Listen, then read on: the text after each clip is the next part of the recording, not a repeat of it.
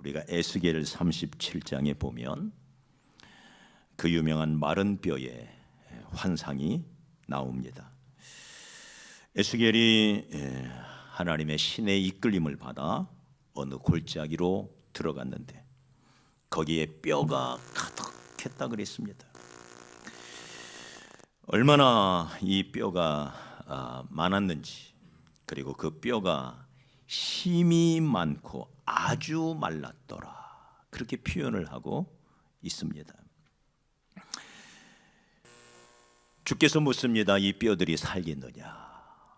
그러자 에스겔이 주여 주님이 하시나이다. 그래, 그러면 네가 저 뼈에게 선포하라. 그래서 그 명령을 받고 에스겔이 선포를 합니다. 뼈들아, 여호와의 말씀을 들을지어다.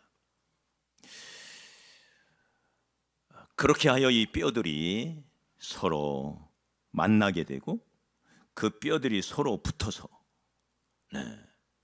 이제 골격이 갖추어지게 되고 그 뼈에 힘줄이 붙게 되고 살이 입히고 가죽이 덮이고, 그래서 사람의 모양으로 회복되기 시작합니다. 그러자 주님이 그들에게 생기가 필요하니 너는 생기를 향하여 태어나라 라고 말씀을 하십니다. 그러자 그 생기가 사방에서 날아와 그 뼈들, 그 사람 속으로 들어가매 그들이, 여기 10절에 보니 이에 내가 그 명대로 태어나였더니 생기가 그들에게 들어가매 그들이 곧 살아나서 라고 말합니다. 저는 이게 전도라고 생각합니다. 많은 뼈들이 있다. 죽은 뼈들이 있다. 불신자들은 살았으나 주님의 눈으로 보면 그들은 죽은 자들입니다. 그리고 그들이 얼마나 많은지, 힘이 많고 얼마나 심각하게 죽어 있는지 아주 말랐더라. 이게 불신자들의 영적인 상태입니다. 그들에게 선포하는 것입니다. 믿음으로 선포하는 거죠. 그러자 그 죽은 자들이 살아납니다. 자, 살아나는데 거기에 필요한 것이 생기라 그랬습니다. 흙으로 아담을 만드시고 그 코에 생기를 불어넣었더니 그들이 생명이 되었다. 리빙 소울, 살아있는 존재가 되었다. 여러분, 죽었던 우리 심령에 성령이, 살리는 영이, 생명의 영이 들어오매 우리의 죽은 영이 살아났고 아들의 영을 주시사 예수님처럼 하나님을 아바, 아버지라 부르는 존재로 만들어 주셨습니다. 우리가 다시 살아난 거지요. 거듭난 거지요. 새로운 피조물이 된 것이죠. 할렐루야. 이것이 구원인 것입니다. 그래서 나를 믿는 자는 죽어도 살겠고 살아서 나를 믿는 자는 영원히 죽지 아니하리라. 내가 저희에게 영생을 주노니, 영원한 생명을 주노니 영원히 멸망치 아니할 터이요. 이걸 우리는 구원이라, 우리가 이 놀라운 구원을 받은 것입니다. 자, 그런데 이렇게 아름다운 구원을 그림으로 보여주고 있는 이 장면, 이 마른 뼈들이 다시 살아났습니다. 자, 살아났는데 여기 10절에 보니 이렇게 표현하고 있습니다. 생기가 그들에게 들어가매 그들이 곧 살아나서 서는데 극히 큰 군대더라. 자, 살아난 사람을 뭐라고 부르고 있어요? 군대더라. 우리 옆 사람 축복합시다. 당신은 하나님의 영적 군대입니다. 다시 살아난 사람을, 구원받은 하나님의 백성을 군대라라고 부르고 계십니다. 우리의 정체성이죠. 구원받은 하나님의 백성은 하나님의 영적 군대인 것입니다.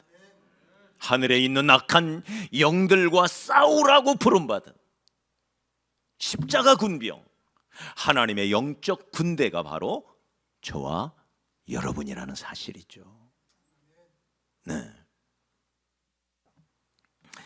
우리가 구약 성경에서 이스라엘 백성들을 계수하는 장면들이 많이 나와요. 대표적으로 민수기죠. 네.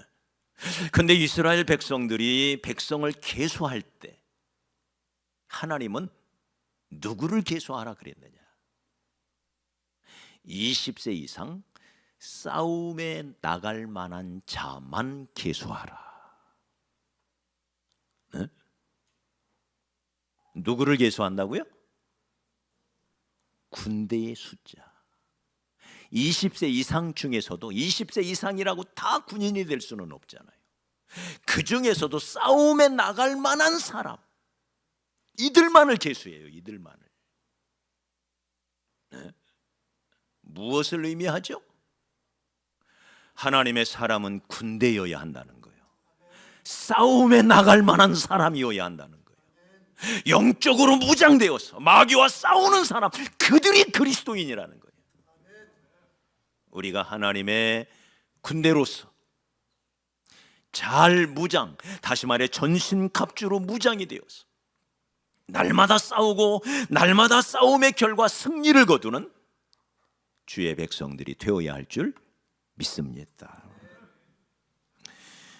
우리는 그동안의 전신갑주 중에 우리 전신갑주 다시 한번 복습을 한번 해볼까요? 자, 머리에는 무엇을? 구원의 투구를, 가슴에는 의의 호심경을, 배에는 진리의 허리띠를, 왼손에는, 제가 오른손잡이라 저를 기준으로 설명드리는 거예요. 왼손잡이는 그 반대가 되겠죠. 왼손에는 믿음의 방패를 들고, 오른손에는 성령의 검, 하나님의 말씀을 들고, 이제 뭐가 남았어요? 다리가 남았죠. 두 다리. 두 다리에는 뭐를? 복음의 신을 신어라. 6가지입니다.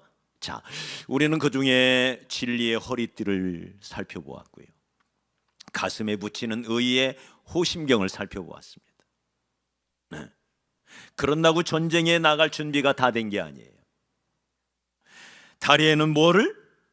신발을 신어야 되는데 어떤 신발을 신으라고 말합니까? 복음의 신발을 신어라. 전쟁터로 나아가는 군병에게 꼭 필요한 것 중에 하나, 신발이라는 거예요. 아무리 진리의 허리띠를 띠고 의의 흉배를 붙였다 할지라도 신발을 신지 않으면, 다시 말해 복음이 없이는, 복음으로 무장되지 않으면 꼼짝할 수 없는 존재.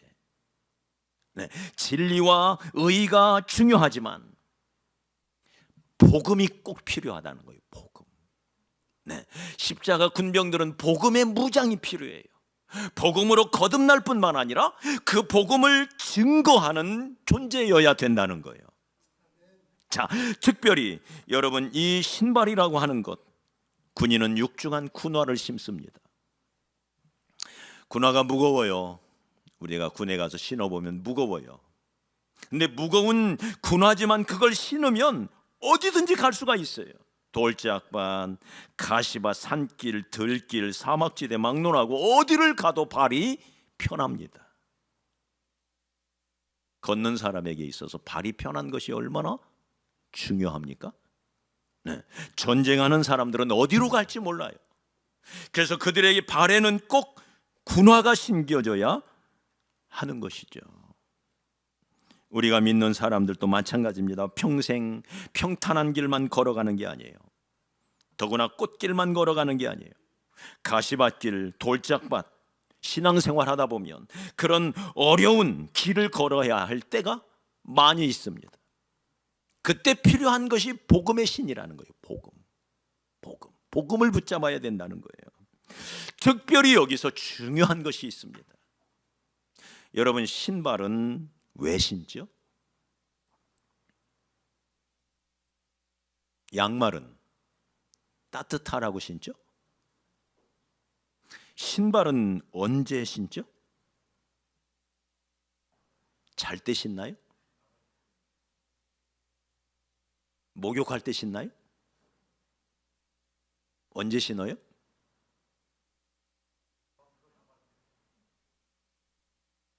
그러니까 신발을 신는다는 건 뭐예요? 나가라는 거예요. 다시 말해 그리스도인의 정체성은 쉬고 놀고 먹고 잔치를 벌이는 게 아니라는 거예요. 그런 때도 있지만 쉬지 않고 어떻게 가겠어요? 그러나 가기 위하여 쉬는 거죠. 맞습니까? 가기 위해서 쉬는 거예요. 그래서 신발을 신었다는 것은 어디론가 가기 위해서예요. 복음 들고 가야 된다 그 말입니다. 올해 주님은 우리에게 말씀하십니다. 성문으로 나아가라. 집에 있지 말고 침대에 누워만 있지 말고 신발을 신고 성문으로 나아가라. 가서 뭐를 해라? 길을 닦아라. 큰 길을 수축하고 수축하라.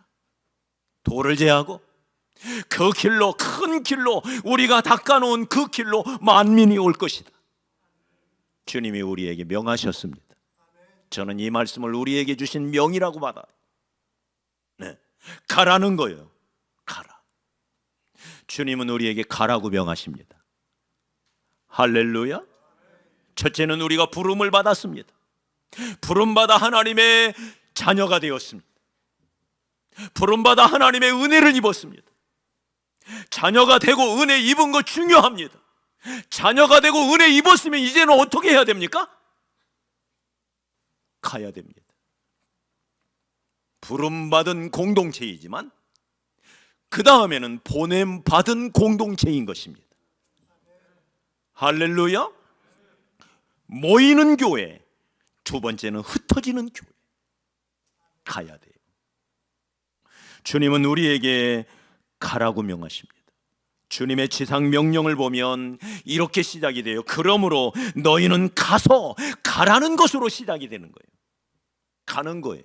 다시 말해 복음의 신을 신어야 된다는 것입니다. 아브라함에게도 주님이 명하십니다. 내가 지시할 땅으로 가라. 가라. 요나에게도 말합니다. 일어나 가라. 전도는 잃어버린 양을 찾아 가는 것이죠.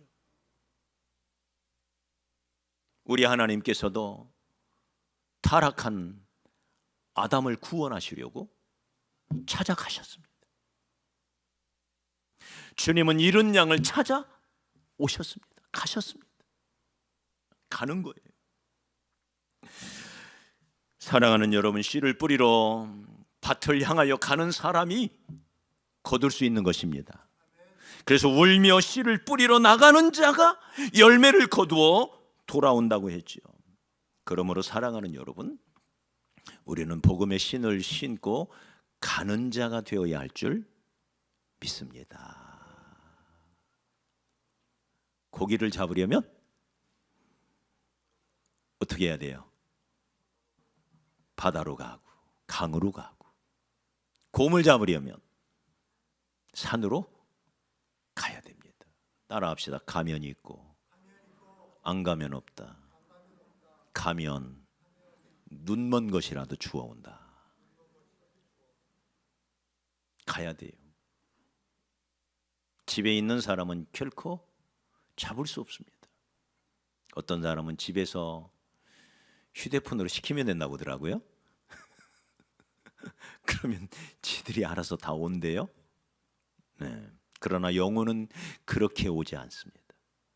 영혼이 있는 곳에 가야만 만날 수가 있는 것입니다. 그러므로 우리 주님의 발을 보십시오. 주님의 발. 주님에게는 이 발이 있었습니다. 그래서 마태복음 28장 19절에 보면 너희도 모든 족속에게 가라. 내가 간 것처럼. 모든 성과 촌에 두루다니며 복음을 전했던 예수님이 우리에게 명하는 거예요. 너희도 가야 된다. 내가 갔던 것처럼 너희도 가야 한다. 가라, 가라, 가. 발하고 명하는 거예요. 네. 세상에는 아름다운 발이 있습니다. 발 미인 대회를 연다면 어떤 발이 뽑힐까요? 어떤 발? 아름다운 발로. 유명 인사 중에는 머라이어 캐리의 발이 그렇게 아름답대요. 네. 그래서 각선미가 가장 아름다운 미녀 하면 머라이어 캐리를 뽑는데, 그 캐리가 자기 발을, 그 각선미를 지키기 위하여 보험을 들었대요. 얼마에 들었느냐 그랬더니 10억 달러 보험을 들었대요. 우리나라로 1조 원이 넘는. 네? 정말 아름다운 발인지. 네. 축구 선수의 발들이 얼마나 귀한지요. 월드컵에 출전하는 그 유명 선수들을 보면요, 그들도 발에 보험을 들어요. 발. 네. 여러분, 어떤 발이 아름다운 발일까요? 네? 어떤 발이 아름다운 발일까요? 세상에 감동을 주는 발들이 많아요. 성실과 노력의 상징 축구 선수 박지성의 평발이 아름답다고 말해요. 얼마나 연습을 많이 했는지 복사뼈가 닳아버린 헛다리 짚기의 명수 이영표 선수의 발이 아름답다고 뉴스에 나오더라고요. 그 발을 사진 찍어서. 네. 닳고 다른 발 하면 발레리나 강수진의 발이 아름다울 거예요. 늪에 빠진 골프공을 쳐내려고 양말을 벗고 물속에 들어갔던 박세리 선수의 하얀 발, 그것이 얼마나 우리에게 큰 감동을 주었는지 몰라요. 네? 양말을 벗으니 그 발이 하얀 발이 나오는 거예요. 네. 우리에게 감동을 주는 아름다운 발, 어떤 발일까요? 매니큐어 예쁘게 발라진 발일까요? 네. 아니면 고가의 명품 구두로 포장되어 있는 발일까요? 어떤 발이 아름다울까? 여러분, 우리 하나님을 감동시키는 발이 있습니다. 우리 하나님이 보실 때 너무나 아름다운 발. 이사야 52장 7절에 보니 좋은 소식을 전하며, 다시 말해 복음을 전하며 평화를 공포하며, 평화의 복음이죠.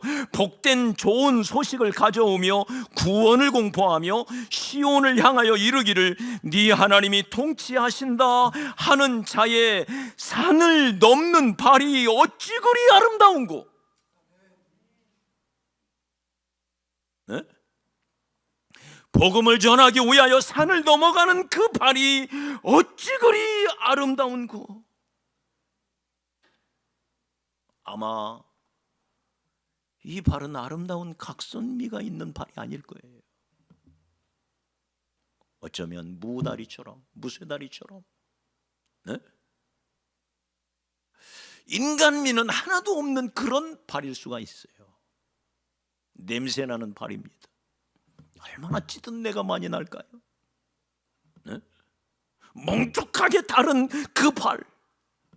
그런데 그 발을 보시면서 주님은 그 발이 어찌 그리 아름다운지, 아마 천국에 가면 주님은 우리의 발을 맨 먼저 보실 거예요. 어떤 발을 가지고 있는지.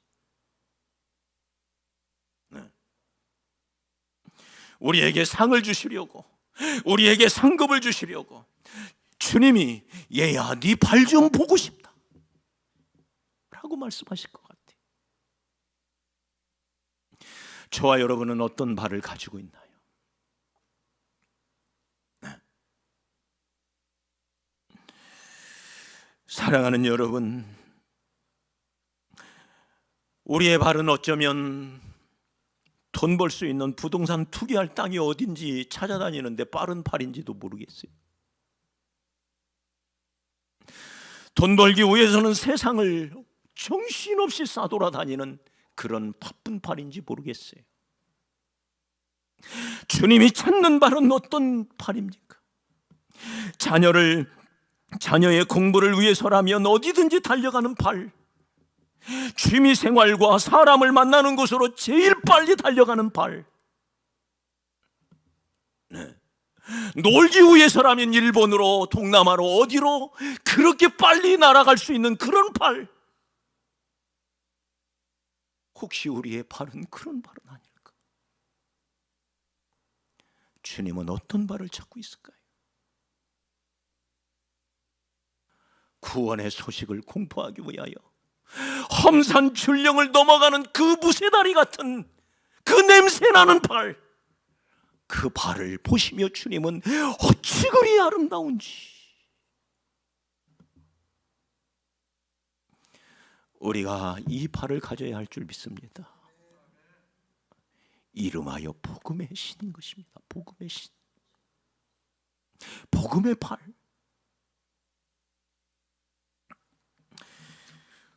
우리 발이 투박하고 거칠어도 그날 우리 하나님은 사랑스럽게 어루만지시면서 네 발이 세상의 그 어느 길보다 하나님을 섬기며 그리고 주의 생명의 복음을 전하기 위하여 산을 넘어 다니다가 네 발이 부르트고 거칠어졌구나.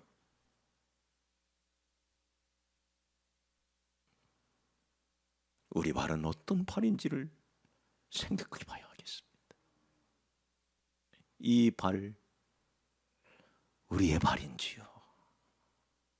네. 그래서 사랑하는 여러분, 오늘 주님은 우리에게 말하는 거예요.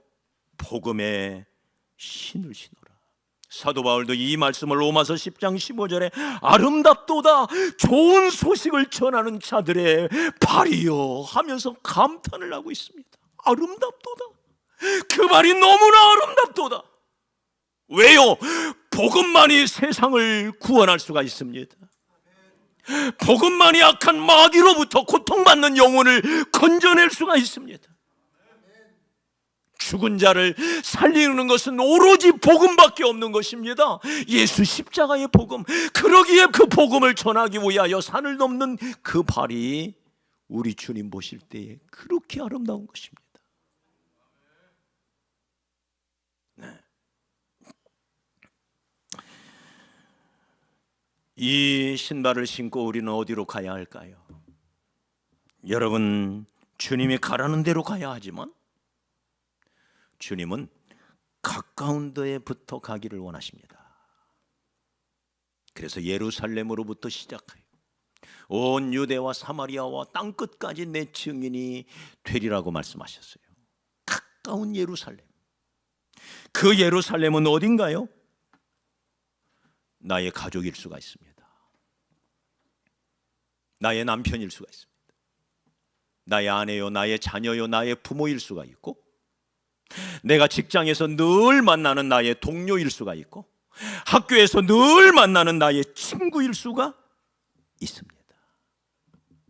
그들에게 먼저 가야 돼요. 가까운 자에게. 네. 주님은 나를 멀리 보내는 게 아니에요. 그러면 누가 가겠어요?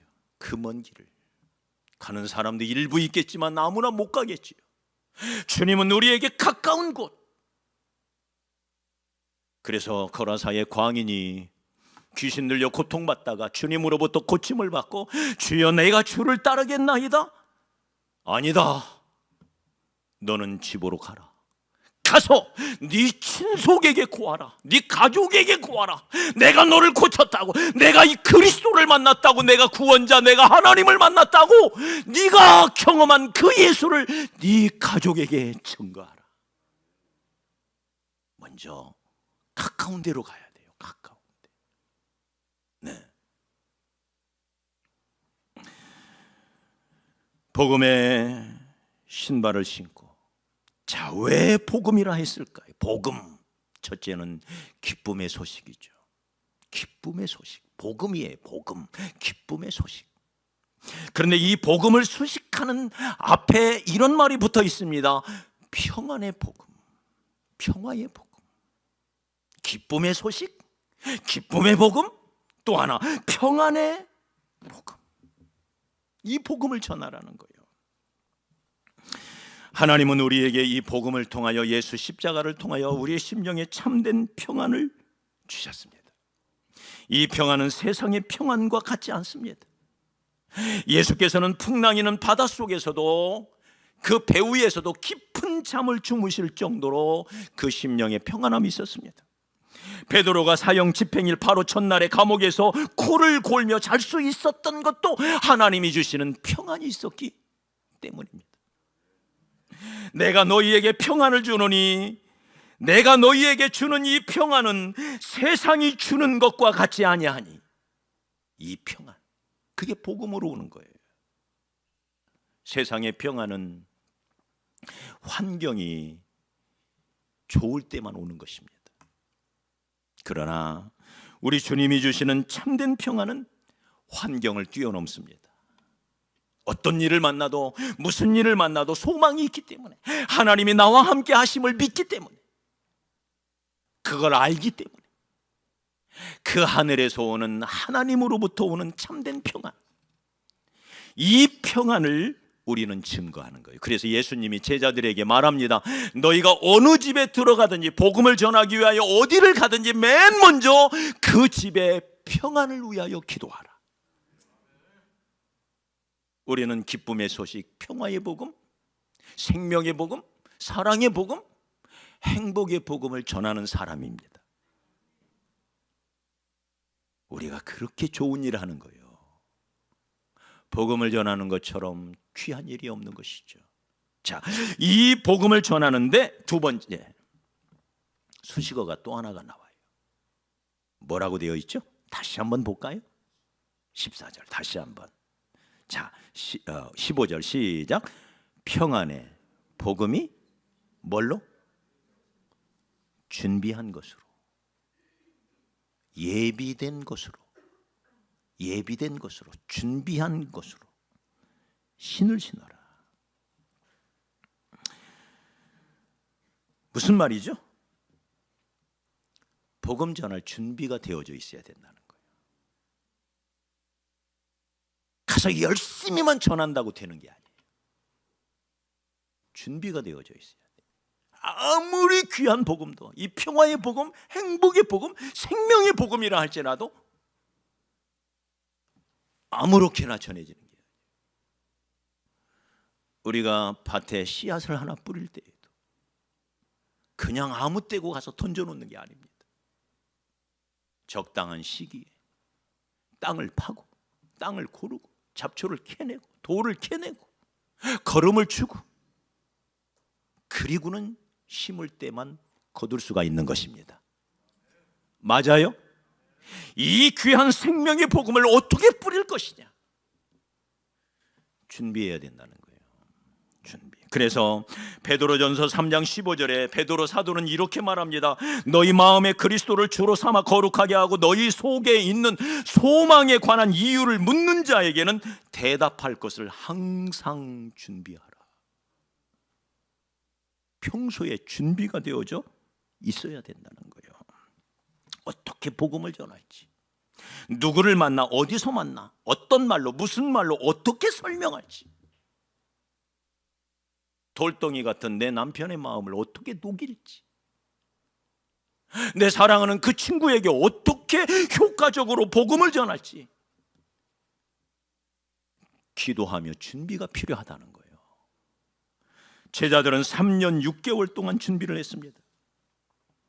무슨 물건을 팔 때도 준비합니다. 어느 집사님이 새로운 직장을 잡았대요. 2달 동안 뭘 했느냐? 공부만 했대요. 아니, 물건을 팔라고 했더니 무슨 공부만 해? 팔기 위하여 공부가 필요해야 돼요. 이 물건을 어떻게 팔아야 하는지. 제 아들이 휴대폰 대리점 직원이 됐는데 어느 날 아주 기쁨이 얼굴이 가득해요. 너 무슨 좋은 일 있니? 드디어 휴대폰을 한 대 팔았대요. 2달 만에. 야, 겨우 2달 만에 한 대 팔았냐? 자기는 아주 잘한 거래요. 그래서 정직원이 됐대요. 얼마 걸렸다고요? 2달. 그거 한 대 파는데도 2달. 준비가 필요한 거죠. 사랑하는 여러분, 우리에게도 준비가 필요합니다. 어떻게 복음을 전해야 할까? 누구에게 어떻게 전할까? 무슨 말로 어떻게 설득해야 할까? 기도하면서, 네, 저 사람은 안 돼, 포기하지 말고, 하나님 어떻게 전해야 합니까? 내 남편에게 어떻게 예수를 전해야 합니까? 어떻게 해야 내 친구에게 복음을 전해서 그의 마음이 감동되어 주님 앞으로 올 수 있을까? 네, 기도하며 준비해야 됩니다. 할렐루야.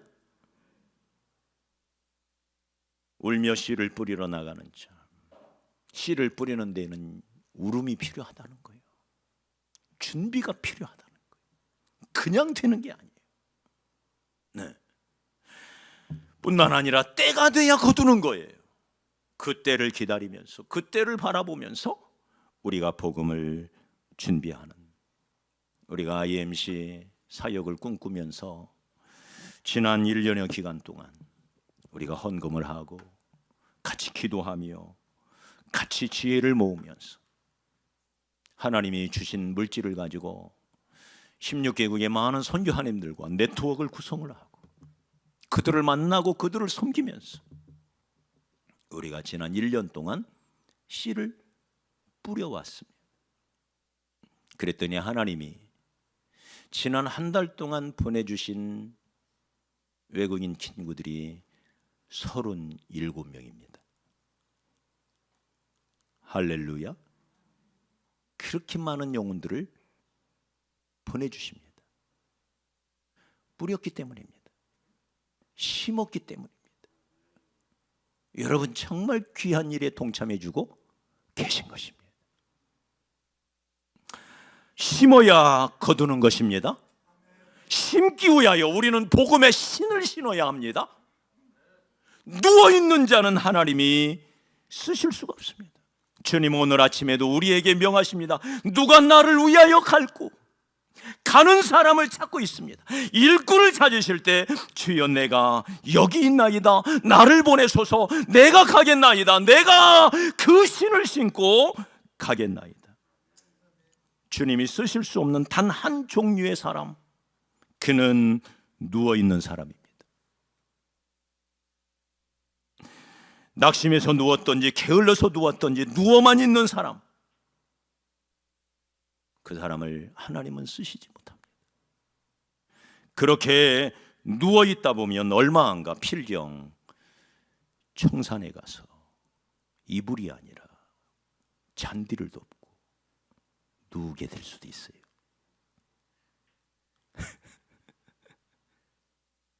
우리 옆 사람 축복합시다. 좋은 말로 할 때 일어납시다. 할렐루야. 일어나야 돼요.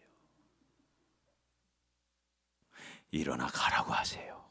일어나 가라. 박차고 일어나라. 세상의 자리에서, 안일함의 자리에서, 게으름의 자리에서, 자일피일 미루기만 하는 그 자리에서 일어나라. 일어나라. 가라. 라고 주님은 명하고 계십니다. 가기 좋은 계절이죠? 너무 좋은 계절입니다. 씨 뿌리기 너무 좋은 계절.